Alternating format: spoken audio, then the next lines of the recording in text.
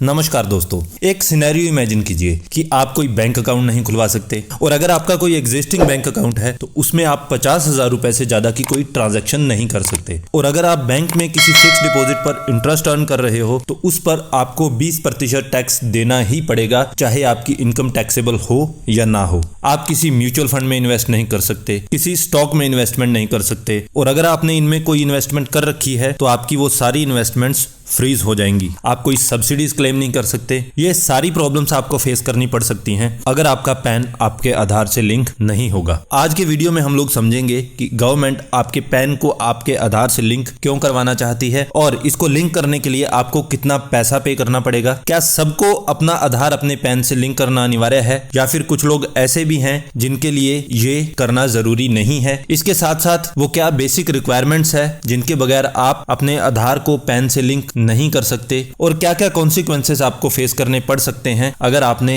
अपना पैन अपने आधार से लिंक नहीं करवाया। हम ये भी देखेंगे कि आप किस तरह से चेक कर सकते हैं कि आपका जो पैन और आधार है दोनों लिंक हैं या नहीं है और अगर दोनों लिंक नहीं है तो आप किस तरीके से इन दोनों को लिंक कर सकते हैं। तो इस वीडियो में आधार पैन लिंक से संबंधित सारी डाउट्स को क्लियर करेंगे, तो इस वीडियो में अंत तक बने रहिए हमारे साथ। चलिए शुरू करते हैं।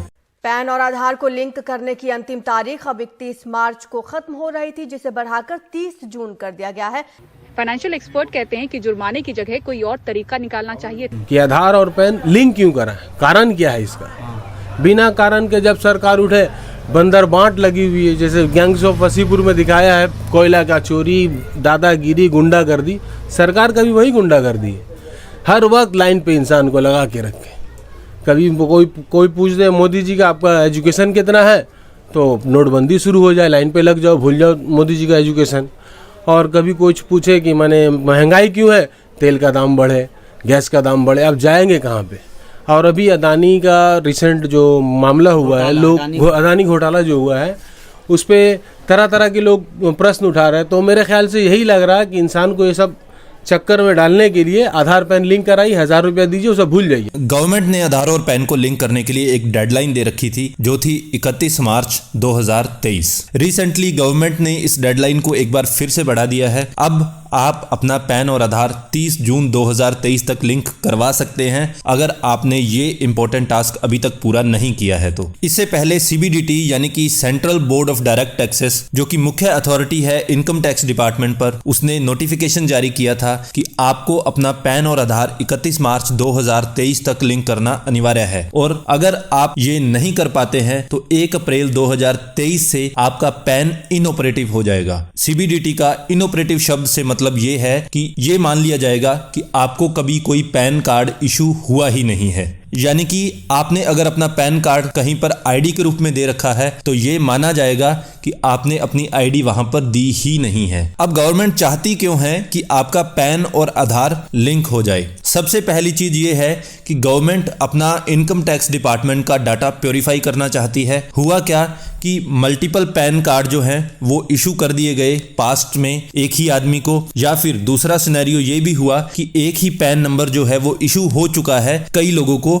ये प्रॉब्लम्स आई पास्ट में कुछ टेक्निकल इश्यूज की वजह से। अब गवर्नमेंट चाहती है कि वो अपने पूरे डेटा को प्योरीफाई करे और सिस्टम में जो डेटा की इस तरह की एरर्स हैं, इन सारी एरर्स को खत्म करना चाहती है। आधार के केस में आपके बायोमेट्रिक स्कैन किए जाते हैं तो डुप्लीकेट आधार इशू नहीं हो पाता। तो जब आपका पैन आपके आधार से लिंक होगा तो पैन कार्ड की डुप्लीकेसी की जो समस्या है वो पूरी तरह से खत्म हो सकती है। अभी वर्तमान में अगर आपको अपना पैन आपके आधार से लिंक करना है तो उस केस में आपको 1000 रुपए चार्जेस देने पड़ेंगे। इससे पहले 30 जून 2022 तक ये चार्जेस 500 रुपए हुआ करते थे। अब हमारे लिए ये जानना जरूरी है कि किन किन लोगों को अपना पैन और आधार लिंक करना अनिवार्य है। हर इंडिविजुअल को अपना पैन और आधार लिंक करना अनिवार्य है। यहाँ ध्यान देने योग्य बात यह है कि इस नोटिफिकेशन में इंडिविजुअल शब्द का प्रयोग किया गया है क्योंकि पैन कार्ड जो है वो HUF को भी इशू होते हैं, पार्टनरशिप फर्म्स को भी इशू होते हैं। तो वो सारे जो पैन है उनको किसी भी आधार से लिंक करना अनिवार्य नहीं है। गवर्नमेंट का जो रिसेंट 28 मार्च का जो नोटिफिकेशन है उससे पहले पैन और आधार को लिंक करने की डेडलाइन दे रखी थी 31 मार्च 2023, यानी कि ये कहा गया था जिनका भी आधार और पैन 31 मार्च 2023 तक लिंक नहीं होगा वो सारे पैन कार्ड इनऑपरेटिव हो जाएंगे।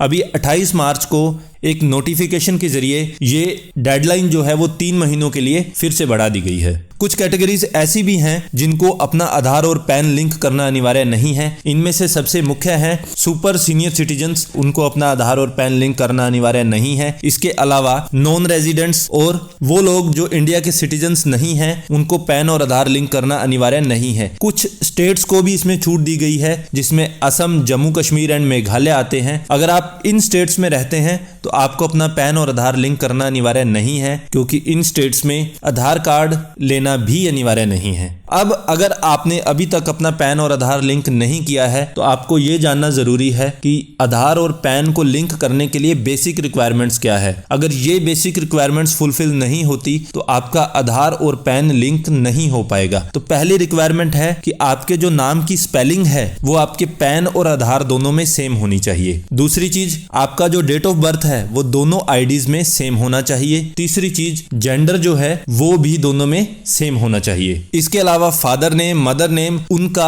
आधार और पैन लिंकिंग में कोई भी प्रभाव नहीं पड़ता है। क्या होगा अगर हम अपना पैन और आधार 30 जून 2023 तक भी लिंक नहीं करवा पाते? तो उस केस में हमारा जो पैन कार्ड है वो इनऑपरेटिव हो जाएगा, और पैन इनऑपरेटिव होने के केस में आपको बहुत से कॉन्सिक्वेंसेस फेस करने पड़ सकते हैं। इसमें सबसे प्रमुख है कि आप अपनी ITR फाइल नहीं कर पाएंगे अगर आपका पैन ऑपरेटिव नहीं है। दूसरी चीज, अगर आप कोई ITR फाइल कर चुके हैं तो वो ITR फाइनल प्रोसेस नहीं की जा सकती, और अगर आपका कोई रिफंड आने वाला है तो वो रिफंड भी प्रोसेस नहीं किया जा सकता, क्योंकि आपका पैन कार्ड जो है वो इनऑपरेटिव हो चुका है। इसके अलावा कोई पेंडिंग प्रोसीडिंग्स है किसी डिफेक्टिव रिटर्न्स के केस में, वो भी पूरी नहीं की जा सकती। इसके अलावा एक और बड़ी प्रॉब्लम आपके सामने आ सकती है कि आपका जो TDS है वो हायर रेट पर काटा जाएगा। इसको एक एग्जांपल के माध्यम से समझाता हूं।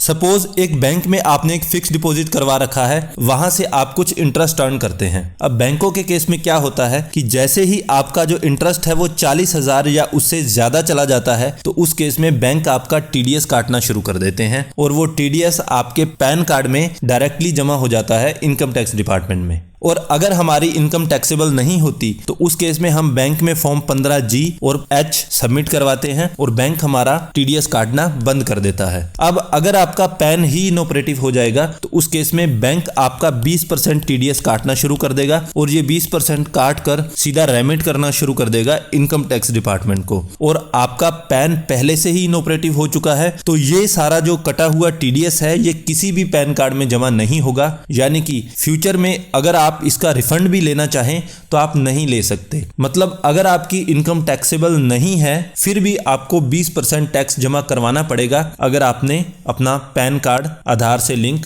नहीं कर रखा। इसके अलावा आपको अपनी फाइनेंशियल ट्रांजैक्शंस में बहुत सी डिफिकल्टीज फेस करनी पड़ सकती हैं। कोई भी फाइनेंशियल ट्रांजैक्शन जिसकी वैल्यू 50,000 या उससे ज्यादा होती है तो उनको करने के लिए आपका पैन कार्ड अनिवार्य होता है, यानी कि आपका पैन कार्ड इनऑपरेटिव अगर हो जाता है तो उस केस में आप 50,000 या उससे बड़ी कोई भी ट्रांजैक्शन नहीं कर सकते। इसके अलावा आपने अपना पैन कार्ड कहीं भी ID प्रूफ के रूप में दे रखा होगा, जिसको बैंकिंग की भाषा में KYC कहा जाता है, तो ये माना जाएगा कि आपने अपने KYC दे ही नहीं रखे हैं। KYC कंप्लायंट नहीं होने के केस में, यानी कि अगर आपका अकाउंट नॉन KYC हो जाता है तो उस केस में बैंक आपका अकाउंट फ्रीज भी कर सकता है।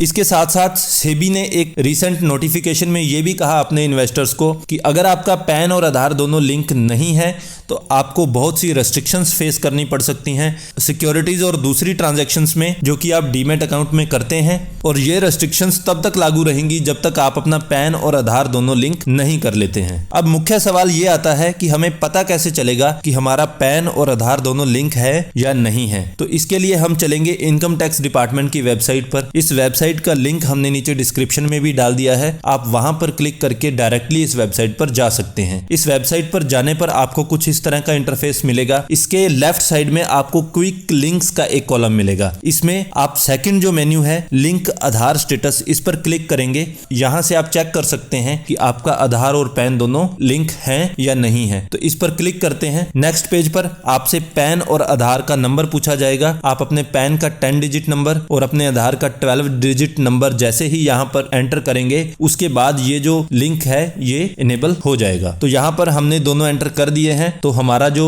लिंक है ये इनेबल हो चुका है। इस पर हम जैसे ही क्लिक करेंगे नेक्स्ट पेज पर हमें बता देगा कि हमारा पैन और आधार लिंक है या नहीं है। यहां पर मैंने जो आधार और पैन यूज किया है ये ऑलरेडी लिंक है। तो वो सिचुएशन जिसमें आपका आधार और पैन दोनों लिंक नहीं होंगे, तो उस केस में आपको क्या करना है? इनको लिंक करने के लिए आप अपना आधार और पैन लिंक करने के लिए एक एसएमएस भेजेंगे। इस एसएमएस का स्ट्रक्चर कुछ इस तरह से होगा। आप एसएमएस टाइप करेंगे UID पैन, फिर उसके बाद एक स्पेस देंगे। आप अपने 12 डिजिट का आधार नंबर, 12 डिजिट का UID नंबर डाल देंगे, फिर से एक स्पेस देंगे और 10 डिजिट का पैन नंबर डालेंगे। ये डालने के बाद आप इस एसएमएस को भेज देंगे 56161 पर, या फिर आप 567678 पर भी इस एसएमएस को भेज सकते हैं। इस एसएमएस को भेजकर आप अपना आधार और पैन लिंक कर सकते हैं। अगर किसी वजह से आप इस एसएमएस के माध्यम से इनको लिंक नहीं कर पाते हैं, तो आप इनकम टैक्स डिपार्टमेंट की ई फाइलिंग के पोर्टल से भी इसको लिंक कर सकते हैं। तो आप इसमें वहीं क्विक लिंक्स वाले मेन्यू में जाकर देखेंगे तो तीसरा जो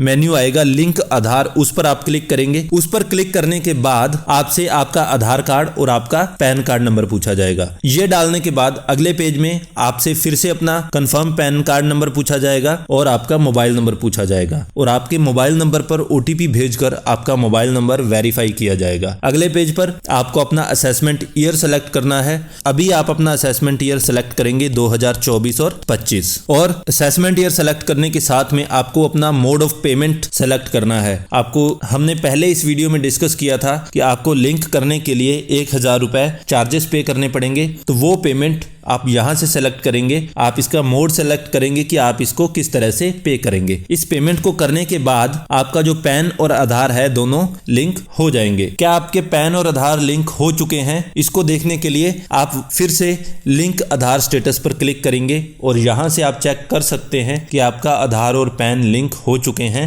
या नहीं। उम्मीद करता हूं आज का सेशन इंफॉर्मेटिव रहा होगा। जल्दी ही मिलते हैं एक और वीडियो के साथ। अगर आपको हमारा वीडियो अच्छा लगा तो please like and share the video and don't forget to subscribe the channel. Thank you so much.